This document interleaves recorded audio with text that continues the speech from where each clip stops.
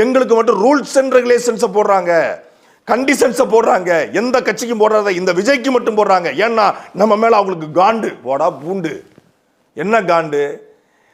நாம் தமிழர் கட்சி கூட்டத்தில் எவனாவது பைக்கில் விழுந்து சாகுறானா?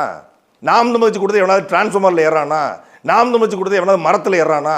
நாம் தமிழர் கட்சி கூட்டத்தில் இப்படி கூவுன்னு எவனாவது ஓடி வரானா? இன்னைக்கு மட்டும் 16 பைக்கு கீழே விழுந்திருக்கு. அதில் 16 வயசு பையன் ஒருத்தன்.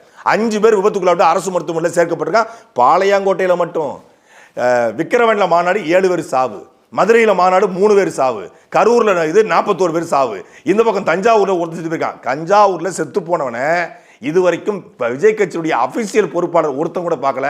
போய் பார்த்தது நாம் தமிழர் கட்சியுடைய திருவையாறு பொறுப்பாளர் செந்தில்நாதன். கட்சிக்காரன் செத்தும் போது ஓடி போயிட்டு இப்படி எந்த கட்சியிலும் நடைபெறாத அளவுக்கு வண்டி மேல ஏறுறது, பைக்கில் ஏறுறது, நடுவில் அந்த தடுப்பு சுவர்களை இடிப்பது, அதுக்கு பேர் என்ன சொல்லுவாங்க, பேரிகார்டு, அதை உடைச்சு போடுறது, மரக்கலையில் உடைச்சு போடுவது, சாக்கடைகளை விழுவது, பொதுமக்களுக்கு இடையூறாக வண்டி ஓட்டுவது, ஹெல்மெட் இல்லாமல், தலைக்கவசம் உயிர்கவசம்ன்றாங்க, தலைக்கவசம் கட்டாயம்ன்றாங்க, ஒரு பய கூட ஹெல்மெட் போடலைங்க.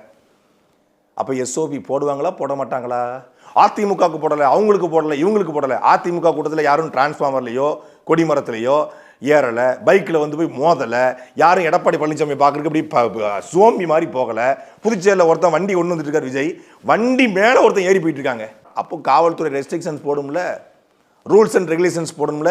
பொதுமக்களுக்கு இடையூறாக கூடி ஒரு இடத்துல அந்த இடத்தையே பண்ணி மேய்ஞ்சிருக்கும்ல. பண்ணி மேய்ஞ்ச காடு எப்படி இருக்கும்? ஒரு கரும்பு காட்டுக்குள்ள காட்டு யானை புகுந்தா எப்படி இருக்கும்? கண்ணாடி கடைக்குள்ள காட்டெருமை புகுந்தா எப்படி இருக்கும்? அப்படி இருக்கும் தாவேக்கா கட்சிக்காரன் போன ஊர். அதனால தான் ஊருக்கு ஒதுக்குப்புறமா போய் எதையோ பண்ணிட்டு போங்கடா, ஊருக்கு ஒதுக்குப்புறமா போய் உரையை நிகழ்த்திட்டு போங்கடான்னு சொல்லி ஊருக்கு ஒதுக்குப்புறமா டென்ட் போட்டு குறைச்சிருக்காங்க. இது ஊருக்குள்ள விட்டுருந்தா மொத்த ஊரையும் சதைச்சிருப்பாங்க. திருநெல்வேலி சத்யா வசந்தன் கூட தொடங்கி மொத்தத்தையும் அபகரிச்சு அப்படியே புயலடிச்ச மாதிரி இருக்கும். அதனால தான் ரூல்ஸ் அண்ட் ரெகுலேஷன். மற்ற கட்சிக்கு ஏன் இல்லைன்னா மற்ற கட்சியில் ஒழுக்கம் இருக்கு, மற்ற கட்சியில் கண்ணியம் இருக்கு, மற்ற கட்சியில் குறைந்தபட்ச கட்டுப்பாடு இருக்கு, மற்ற கட்சியில் குறைந்தபட்ச ஒரு அரசியல் விழிப்புணர்வு இருக்கு, அறம் இருக்கு. கட்சி கூட்டத்துக்கு வந்தால் பொதுமக்களுக்கு இடையூறு செய்யக்கூடாது. இவன் எதை பற்றி கவலைப்படாமல் இன்னைக்கு தூத்துக்குடியில் கிளம்பி இந்த கேடிஎஸ் நகர் வரைக்கும் மொத்த பேரும் 100 பைக்கில் வரான். மற்றவங்க அந்த சாலை வழியாக வரணும்ல, உங்களுக்கு மட்டும் அந்த சாலை போடப்பட்டிருக்கா? அவசரமாக அவசர ஊர்தி வரும், ஆம்புலன்ஸ் வரும், மருத்துவமனைக்கு போவாங்க, ஒரு பள்ளிக்கூடத்துக்கு போவாங்க, கல்லூரிக்கு போவாங்க, வேலை நிமித்தமாக போவாங்க, மற்ற கட்சிக்காரங்க பிரச்சாரத்துக்கு வருவாங்க. யாருமே வரக்கூடாது, நான் மட்டும் தான் அந்த சாலை வழியாக போடும் அப்படின்னா ரெஸ்ட்ரிக்ஷன் போடுவாங்கல்ல.